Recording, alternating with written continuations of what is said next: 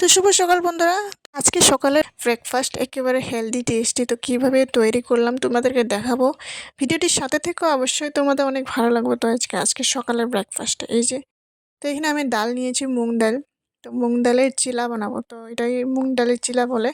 তো এখানে আদা একটু দিব, তারপর মরিচ একটা মতো মরিচ দিলাম, লবণ দিয়ে সুন্দর করে মিক্সিতে গ্রাইন্ড করলাম। তারপর এখানে একটু ধনিয়া পাতা আর টমেটোর কেটে ভালোভাবে ঘুলাই নিব আমরা। এই যে একটুখানি জল দিয়ে, তো কড়াইয়ের মধ্যে একটুখানি তেল দিয়ে সুন্দর এই যে মুগ ডালগুলো সুন্দর করে এইভাবে ভালোভাবে মিলিয়ে আমরা রুটির মতো বানিয়ে নিব।